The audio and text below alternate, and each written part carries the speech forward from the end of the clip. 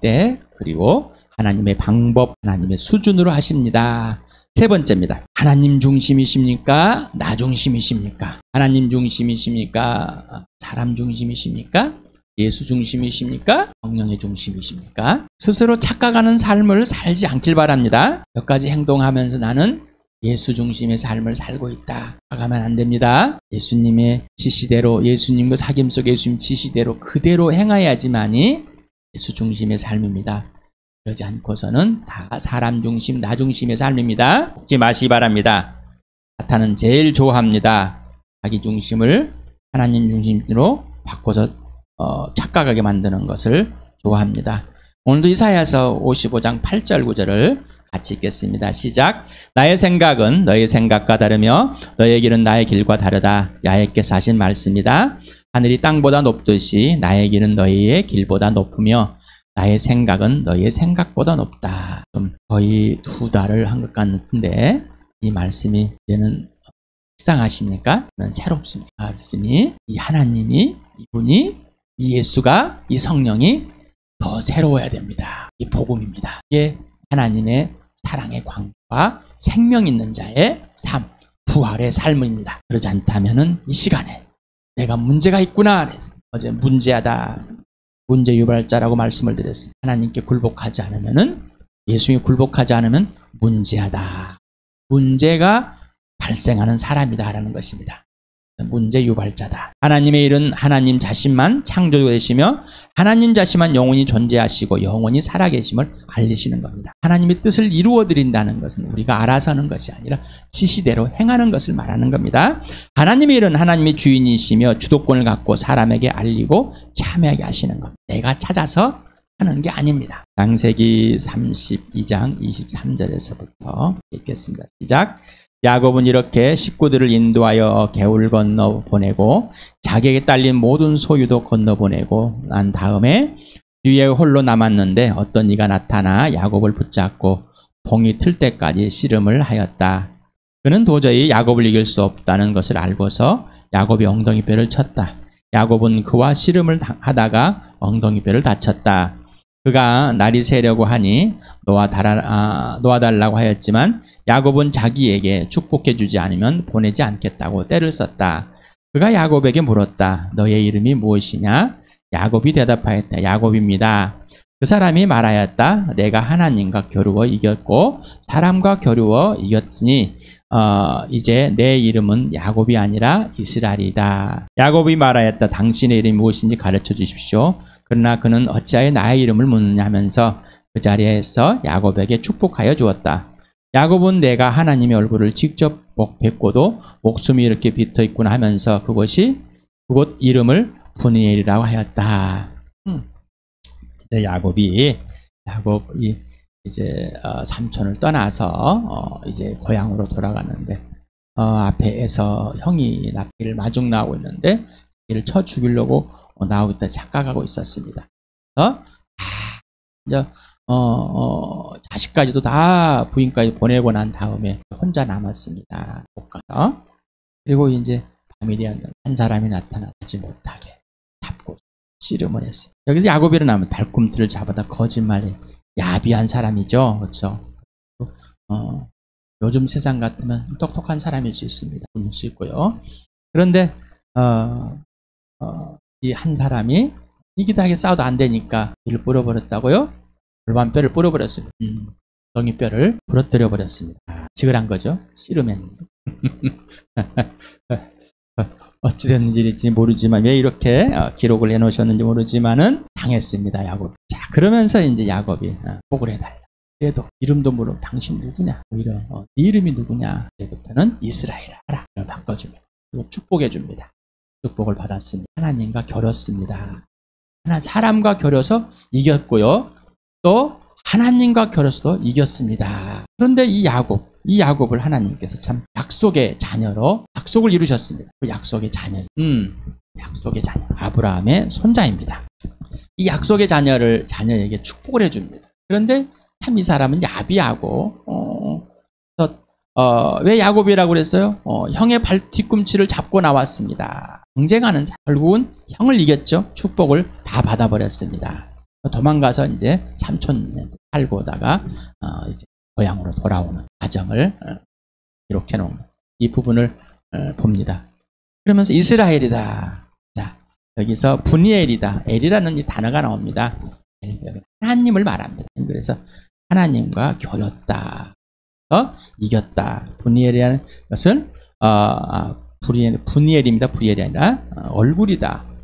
지역 명칭이기도 하고 하나님의 얼굴이다. 네, 하나님을 얼굴을 봤는데 하나님을 본 사람이 돼버린 겁니다. 그래서 사람의 형상으로 하나님께서 오셔서 야곱과 직접 대면해 줍니다. 근데 야곱은 또한 그 하나님을 자기의 있는 모습 그대로 또한 대합니다. 하나님은 야곱을 있는 모습 그대로 대하고 야곱도 하나님 앞에 있는 모습 그대로 드러납니다. 어제 이 내용을 토요일 오후 모임에서 우리 교회 한 지체가 이렇게 선현자매가 이것을 말씀을 나누었지 않는다고. 도대체 이게 무슨 말인가? 질문밖에 안 나온다. 이럴 수 있을까? 하나님과 겨룰 수 있을까? 다툴 수 있을까? 어떠세요? 하나님은 그런 분 아니실 것 같아요? 예수님은 그런 분 아니실 것 같아요? 내가 생각하는 예수, 내가 생각하는 하나님이 아니라 하나님이 하나님을 보여주는 하나님, 예수님이 예수님을 보여주는 예수님, 성령님이 성령님을 보여주는 성령님이 진짜입니다. 그런데 내가 설정해놓고 이런 하나님은 아닐 거야. 우리는 부모를 오해를 많이 합니다. 부모는 더 인생을 많이 살았습니다. 정상적인 부모를, 그래도 정상적인 부모를 말하는 겁니다. 이 애를 죽이고 그런 부모 구타하고 폭격하고 굶기고 그런 부모 말고 인생을 더 많이 살았습니다. 근데 그 부모보다 자기가 조금 더 한다고 부모를 많이 무시합니다. 또 부모를 오해합니다. 여러분에게 시장에서 할머니들 야채 조금 까가지고 지금은 아파트 같은 데서 없었겠죠. 재래시장 가보면 많이 있습니다. 저는 그런 사람 못 봤어요. 안 봤어요. 가난한 사람 못 봤어요. 네, 인생을 안 사는 거. 가난한 자를 돌보지 않는 자는 인생을 살고 있지 않는 겁니다. 특히 예수 믿는 사람, 고아, 가부와 가난한 사람을 돌보지 않는다면은 예수를 믿고 있다고 할 수 없을까? 아니면은 성령을 전혀 따라가지 않고 있다고, 잘하지 않고 있다고 할 수 있을 것입니다. 자, 하나님이 하나님됨을 보여준 겁니다. 하나님은 하나님 수준으로 하나님을 보여주는 것이 사람 수준으로 보여주는 게 아닙니다. 우리는 많은 이 주일 성수라고 교회당에 오는데 샤워하고 나누고 화장하고 옷 예쁘게 입고 옵니다. 어디서 왔을까요? 구약에서 왔어요. 정결하게 하고 제사장은 먼저 옷을 깨끗하게 빨아입고 흠없게 하고 샤워를 하고 목욕을 하고. 그런데 그게 어디에 있어요? 토테미즘에 있어요. 정한수를 떠놓고 빌라고 그러면은 그럽니다. 어디 산에 가서 빌라고 그러면은 그러한 목욕제로 합니다. 어디를 가면은 절에 가면은 뭘 해야 됩니다. 그런데 예수 그리스도가 오시고 난 다음 예수님이 그렇게 하신 건 왜 제사장에게 그렇게 정결하게 해야겠을까? 예수 그리스도가 오심으로 물로 씻어낸 우리를 피로 깨끗하게 하신 것을 보여주신 그림자일 뿐이었습니다. 그런데 지금도 그러한 습관들을 갖고 있습니다. 이방에 있는 종교적인 행위들을 끌고 들어와서 자기 스스로 정결하게 만들고 깨끗하게 만들어서 교회당이라는 이 거룩한 성전에 하나님을 만나러 오는 거. 누가 그렇게 만들어놨어요? 하나님이 그렇게 만들었습니까? 하나님이 그걸 그렇게 보여줬습니까? 아니면 사람이 그렇게 만들었습니까? 지금 야곱을 봅니다. 하나님과 야곱의 관계를 봅니다.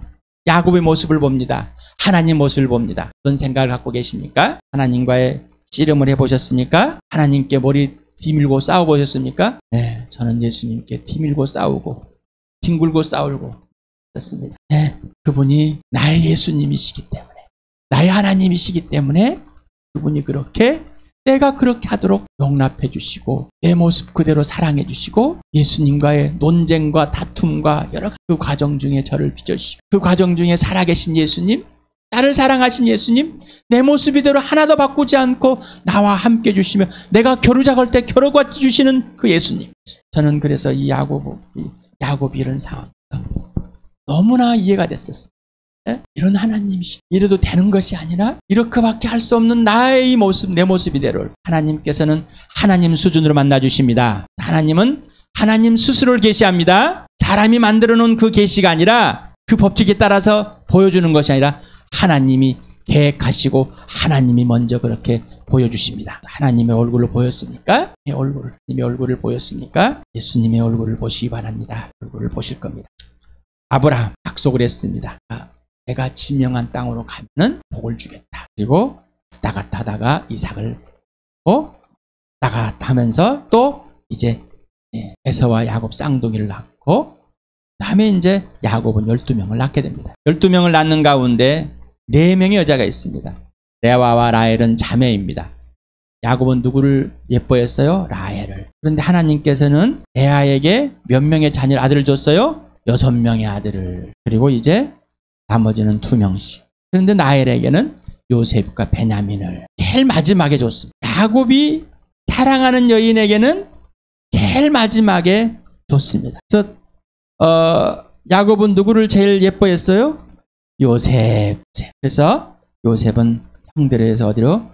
이집트로 팔려가게 되죠. 창세기 46장 26절 같이 읽겠습니다. 시작. 야곱과 함께 이집트로 들어간 사람들은 며느리를 뺀 그 직계 자손들이 모두 66명이다. 이집트에서 요셉이 낳은 아들 둘까지 합하면 야곱의 집안 식구는 모두 70명이 되었습니다. 요셉을 따로 분리를 했습니다. 그러면서 손자가 몇 명이 됐어요? 70명이 됐습니다. 12명에서 70명으로 이제 자손이 불어났습니다. 출애굽기 12장 37절을 같이 읽겠습니다. 시작. 마침내 이스라엘 자손이 람셋을 떠나서 숫곳으로 갔는데 딸린 아이들 외에 장정만 해도 60만 가량이 되었다. 이집트에서 이제 몰면서 종으로 생활했었습니다. 노예로가 됐었습니다. 그런데 엄청난 인구가 되어버렸습니다. 장정만 60만 이 대민족이 돼버린 겁니다. 출애굽기와 창세를 같이 읽어보겠습니다. 시작. 이스라엘 자손이 이집트에서 산 기간은 430년이었다. 너의 자손은 4대째가 되어서야 이 땅으로 돌아올 것이다. 아모리 사람들의 죄가 아직 벌을 받을 만큼 이르지 않았기 때문이다. 아브라함에게 15장 16절에 약속합니다. 가나안 땅으로 올 것이다. 그렇다는 뭐예요? 네가 갔던 이집트로 거기에 갈 것이다라는 얘기입니다. 그래서 이집트로 요셉이 먼저 팔려가고 그 다음에 야곱과 그 형제들이 이제 이집트로 갑니다. 참 이상하죠. 하나님의 계획은 무엇일까? 왜 하나님은 아브라함에게 약속하고 이 땅으로 올 건데 언제? 400년 후에 올 것이다라는 겁니다. 그래서 이집트에서 이제 나온 게 430년이 되었다. 사람이 생각할 수 없습니다. 약속했으면 바로 줘야 되는. 하나님의 약속이면 바로 돼야 되는. 어떤 때는 바로 되기도 하고 어떤 때는 한 달 있다. 어떤 때는 일주일 있다. 어떤 때는 1년 있다. 10년 있다. 20년 있다. 30년 있다. 근데 우리는 내 때로 자꾸 바꾸고 싶습니다. 이렇게 약속을 이루십니다. 그리고 이제 이집트에서 탈출해서 약속의 땅, 가나안 땅, 젖과 꿀이 흐르는 땅, 이 땅으로 이제 가게 됩니다. 출애굽기 3장 17절 18절을 같이 읽겠습니다. 시작. 바로는 마침내 이스라엘 백성을 내보냈다. 그러나 그들이 블레 사람의 땅을 거쳐서 가는 것이 가장 가까운데도 하나님은 백성을 그 길로 인도하지 않으셨다. 그것은 하나님이 이 백성이 전쟁을 하게 되면 마음을 바꾸어서 이집트로 되돌아가지는 않을까 하고 염려하셨기 때문이다. 그래서 하나님은 이 백성을 홍해로 가는 광야길로 돌아가게 하셨다. 이스라엘 자손은 대를 지어 이 땅에서 올라왔다. 보이십니까? 잘 안 보이시죠? 네. 여기가 이집트에서 살고 있는 이스라엘 백성들이 살고 있는 곳입니다. 람셋이라는 거죠. 람셋 2세가 가나안 게데스 원정을 갔을 때 이 길을 따라갔습니다. 이 길이 이렇게 가는 길이 제일 빠릅니다. 일주일이면 가는다고 합니다. 일주일 걸어서. 근데 여기가 블레셋, 지금 팔레스타인 지역이죠. 이 지역입니다. 그래서 지금 굉장히 지금까지도 전투가 많은, 그래서 블레셋 사람들이 굉장히 전투력이 뛰어난 사람들. 그래서 계속해서 이스라엘이 가나안에 갔을 때 블레셋과 계속 전투를 하게 되는 걸 봅니다. 여기를 지나가면은 되는데 이 블레셋 사람들은 싸움쟁이라서 전쟁이 일어나면 다 도망가 버릴 것 같아서 하나님은 미리 계획을 하시고 돌아갑니다. 참 난감하죠. 그래서 요셉이 이집트로 간 배경입니다. 그래서 요셉이 가나안 땅에 헤브론에 있다가 예루살렘을 지나 이렇게 가서 여기서 이제 나가 이렇게 팔려갑니다. 이게 이제 요셉이 이집트로 팔려간 경로입니다. 그러면서 이스라엘 백성들은 여기 라암사에서 이렇게 가면 일주일이면 갈 수 있는 것을 하나님은 이스라엘 백성을 건너서 이 홍해를 건너가게 만듭니다. 홍해를 건너가서 이렇게 가는 이 과정들을 겪게 됩니다.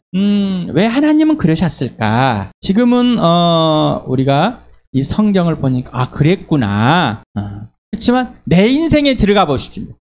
이 하나님이 내 인생에 개입을 오셨습니다. 예수님이 직접 개입을 해서 내 인생에 개입이 돼서 예수님이 나를 인도하실 때, 예수님 따라오라고 할 때 이해 안 되는 것들이 참 많습니다. 저도 그랬습니다. 참 이해가 안 됐습니다. 96년 12월에 예수님 만났어요. 부르셔서 98년도에 신대원을 갔어요. 아내도 예수를 믿지 않았습니다. 왜 그래야 되는지 이해가 되질 않았어요. 참 많이 다퉜습니다. 예수님과 많이 다퉜습니다.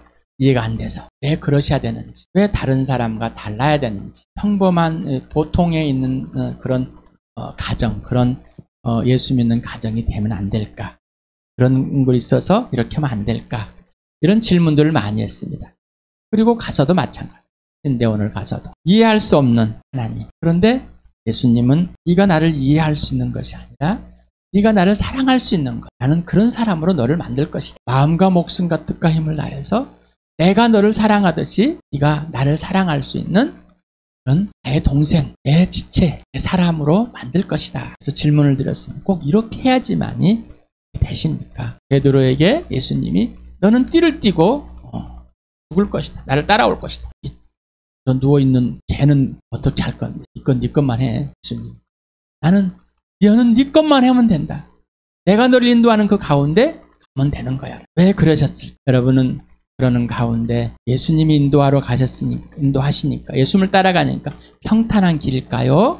하나님이 인도하심을 갈아갔던 이스라엘 백성 앞에 이집트 군대가 쫓아오고 홍해는 앞에 가고, 우리는 예수님을 따라간다면은 어떠한 일들을 편안한 일, 평탄한 일, 마음이 안정되는 일, 그런 것을 바라고 있지 않을까요? 그러나 하나님은 그러지 않습니다. 하나님의 생각은 나의 생각과 다릅니다. 로마서 15장 4절 같이 읽겠습니다. 시작. 무엇이든지 전에 기록한 것은 우리에게 교훈을 주려고 한 것이며 성경이 주는 인내와 이유로서 우리로 하여금 소망을 가지려고 한 것입니다. 바울이 이렇게 쓸 때는 지금 구약을 말하고 있는 겁니다. 자, 여러분 구약을 봤습니다. 여러분에게 이런 말씀을 드렸습니다.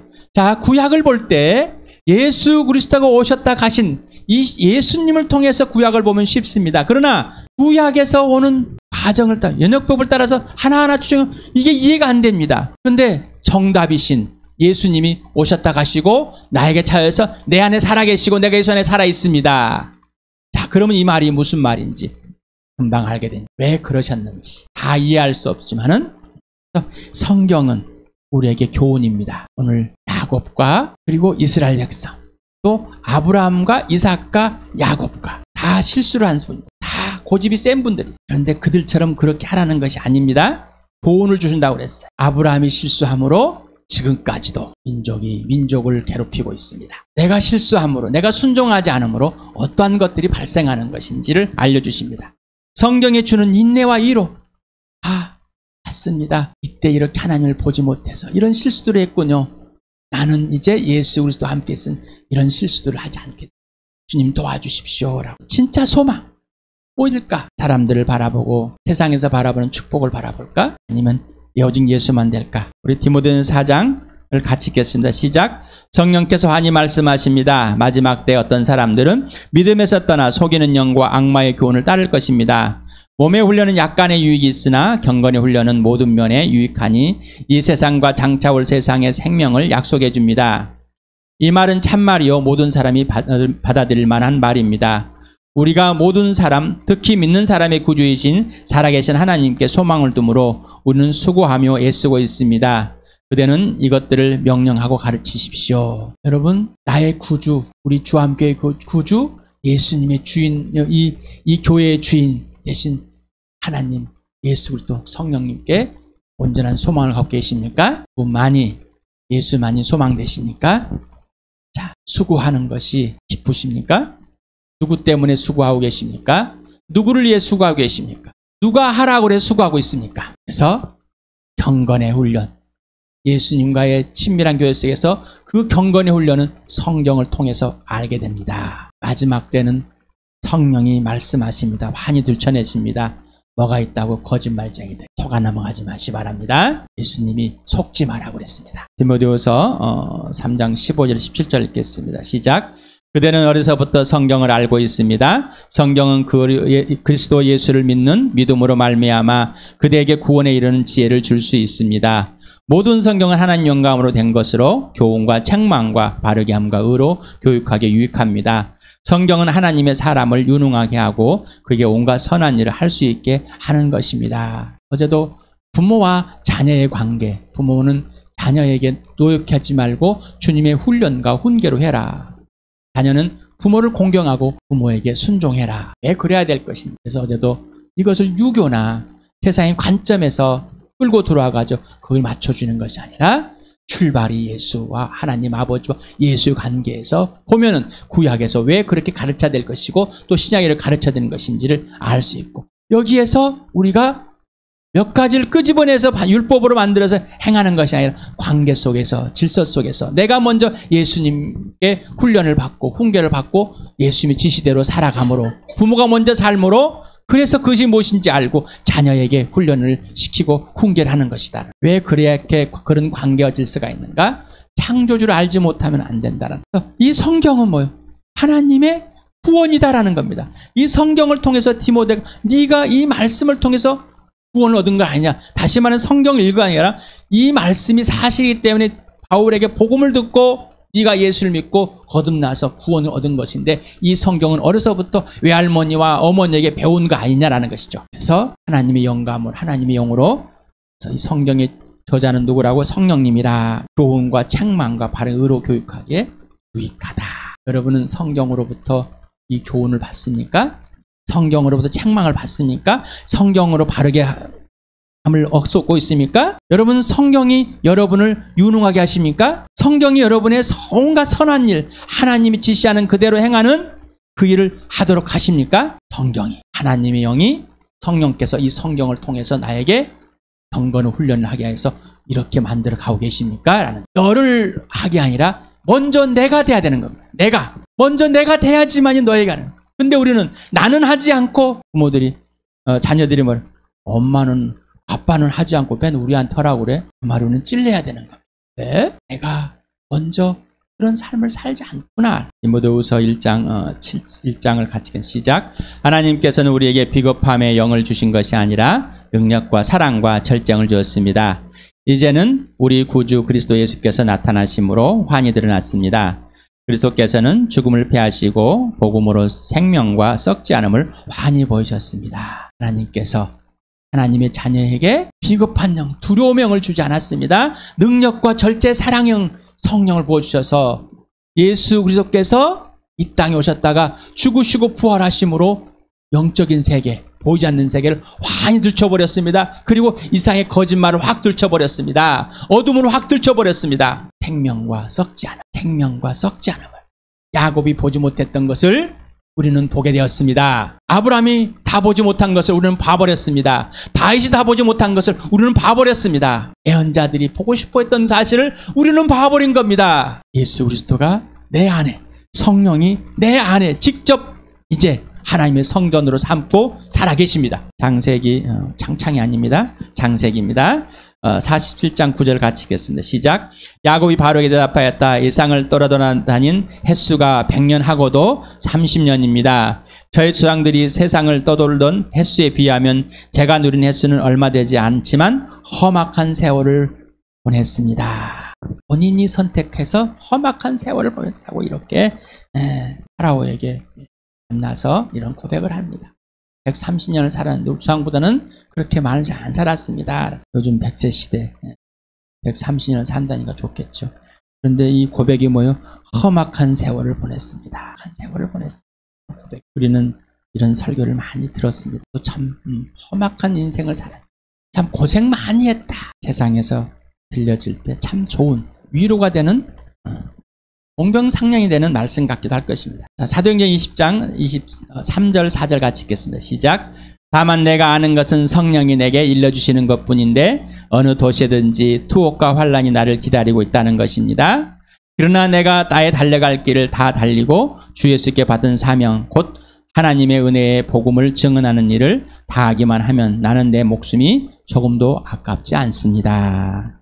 여러분 이런 고백을 하십니까? 고백이 되길 바랍니다.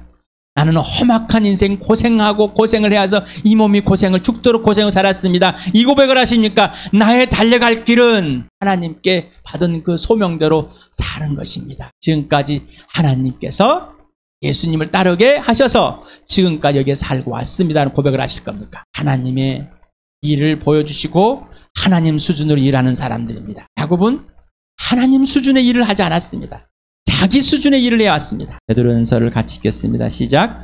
그리스도께서는 육신으로 고난을 받으셨습니다. 여러분도 같은 마음으로 무장하십시오. 육신으로 고난을 받은 사람은 이미 죄와 인연을 끊은 것입니다. 여러분은 지난 나라 이방 사람들이 하고 싶어하는 일을 하였으니 곧 방탕과 정욕과 술취함과 환락과 연애와 가증스러운 우상숭배에 빠져 살아왔습니다. 그것은 지나간 때로 충분합니다. 사랑하는 여러분, 여러분을 시험하려고 시련의 불길이 여러분 가운데 일어나더라도 무슨 이상한 일이나 생긴 것처럼 놀라지 마십시오. 그만큼 여러분은 그리스도의 고난에 동참하는 것이니 기뻐하십시오. 그러면 그 영광이 나타날 때 여러분 또한 기뻐 뛰며 즐거워하게 될 것입니다. 여러분이 그리스도 이름으로 모욕을 당하면 복이 있습니다. 영광의 영, 곧 하나님의 영이 여러분 위에 머물러 계시기 때문입니다. 그러나 그리스도인으로서 고난을 당하면 부끄러워하지 말고 도리어 그 이름으로 하나님께 영광을 돌리십시오. 여러분 오늘 이 말이 하나님 일에 동참하는 축복의 말이십니까? 아니면 거리끼는 말이십니까? 육체의 고난 누구를 위해서? 예수 그리스도를 위해서. 그 고난에 참여하십니까? 아니면 여러분이 즐거워서 여러분이 행하고 싶어하는 것들을 하기 위해서 육체의 고난에 참여하십니까? 예수님이 지시하는 그대로 하나님 일에 동참하여서 하나님께 순종하고 하나님의 영광이 드러나는 그 일에 참여했을 때 하나님은 하나님의 때와 하나님의 방법과 하나님의 수준으로 일하십니다. 하나님의 수준으로 일하시는 것이 우리의 육신의 고난에 참여하는 겁니다. 그런데 기뻐하는 겁니다. 목숨도 아끼지 않고